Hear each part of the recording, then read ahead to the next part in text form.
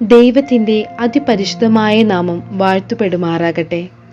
എന്നെ കേൾക്കുന്ന ഏവർക്കും ക്രിസ്തേശുവിൽ സ്നേഹവന്ദനം. വീണ്ടും ഒരു നോമ്പ് കാലയളവിലേക്ക് നാം പ്രവേശിക്കുകയാണ്. ത്യാഗത്തിൻ്റെയും സഹനത്തിൻ്റെയും പ്രത്യാശയുടെയും കാലയളവാണ് നോമ്പുകാലം. നോമ്പ് കേവലം ചില ചടങ്ങുകളുടെ ആചരണമല്ല, ജീവിതത്തെയും ജീവിത സമീപനങ്ങളെയും രൂപപ്പെടുത്തി ക്രിസ്തു കേന്ദ്രീകൃതമായ ജീവിത ശൈലിയിലേക്ക് വളർത്തുന്ന ആത്മീയ അനുഭവവും പരിശീലനവുമാണ്.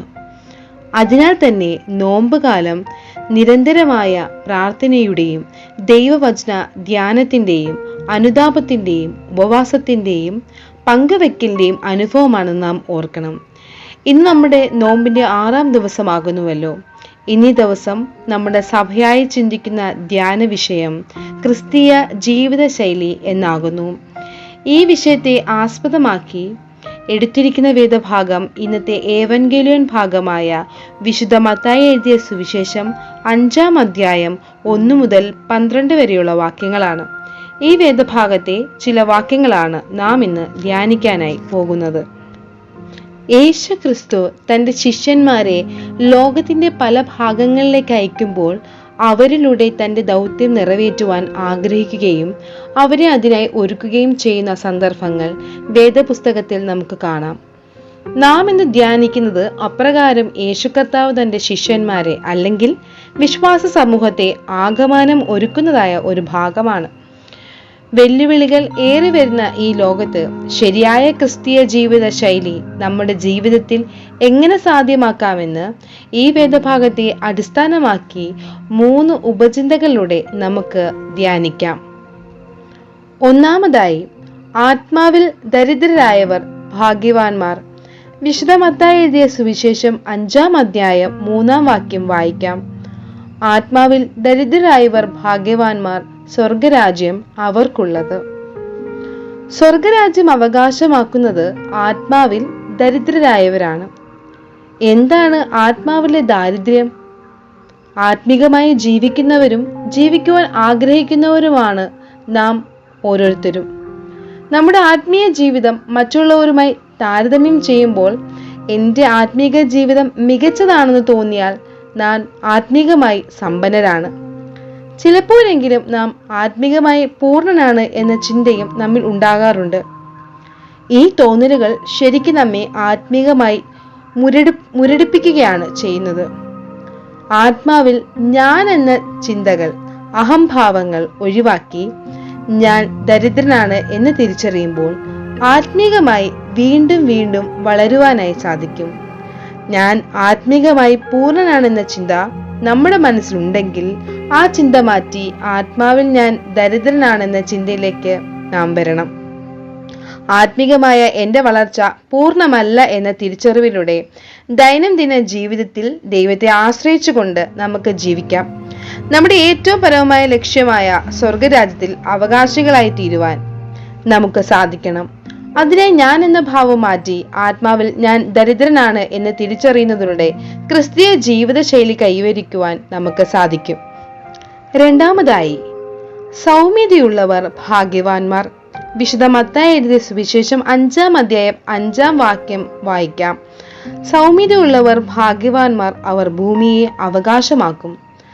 കർത്താവിന്റെ ഗിരിപ്രഭാഷണത്തിലെ വളരെ ശ്രദ്ധേയമായ വാക്യങ്ങൾ ഒന്നാണ് വിശുദ്ധ മത്തായി എഴുതിയ സുവിശേഷം 5-ാം അധ്യായം 5-ാം വാക്യം. ക്രിസ്തീയ ജീവിത ശൈലിയിൽ പരമപ്രധാനമായി വേണ്ട ഒന്നാണ് സൗമ്യത. സൗമ്യത ഒരു ബലഹീനതയായി കാണുന്ന ലോകത്തിൽ അതിന്റെ ഗൗരവവും വിലയും കർത്താവ് വ്യക്തമാക്കുന്നു. പരാക്രമശാലികൾ ഭൂമി കീഴടക്കിയിട്ടുണ്ടെങ്കിലും കൈവശമാക്കിയിട്ടില്ല. കൈവശമാക്കുന്നവർ സൗമ്യശീലരാണ്. ഒട്ടും ക്ഷമയില്ലാത്ത ഒരു കാലഘട്ടത്തിലൂടെയാണ് നാം കടന്നു പോകുന്നത്. പെട്ടെന്നുള്ള പ്രതികരണങ്ങളിലൂടെ പലരുടെയും ജീവൻ നഷ്ടമാകുന്ന സംഭവങ്ങൾ നാം വാർത്തകളിലൂടെ കാണുകയാണ്.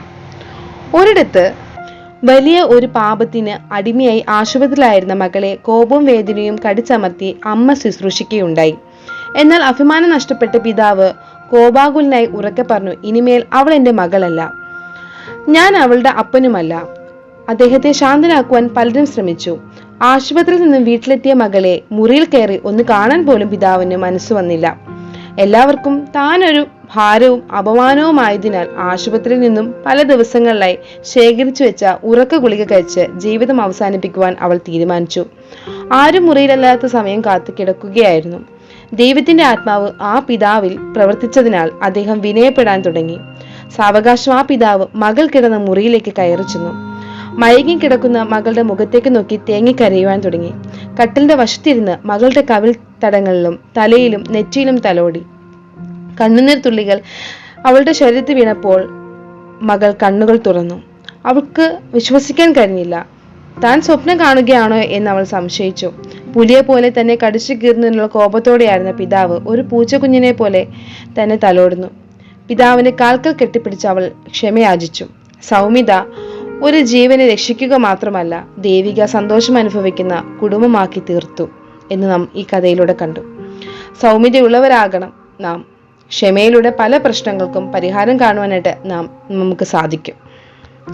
മൂന്നാമതായി, ഹൃദയശുദ്ധിയുള്ളവർ ഭാഗ്യവാന്മാർ. വിശുദ്ധ മത്തായി എഴുതിയ സുവിശേഷം 5-ാം അധ്യായം 8-ാം വാക്യം. ഹൃദയശുദ്ധിയുള്ളവർ ഭാഗ്യവാന്മാർ, അവർ ദൈവത്തെ കാണും. ഹൃദയത്തിൽ പരമാർത്ഥമുള്ളവർ വിശ്വാസ നയനങ്ങളാൽ ദൈവത്തെ കാണുന്നു. ദൈവത്തെ കാണുന്നത് കാഴ്ചയുടെ പൂർണ്ണതയാകിയാൽ മറ്റൊന്നിനും നൽകാൻ കഴിയാത്ത സന്തോഷം ദൈവത്തെ കാണുന്നതോടുകൂടി ലഭ്യമാകുന്നു.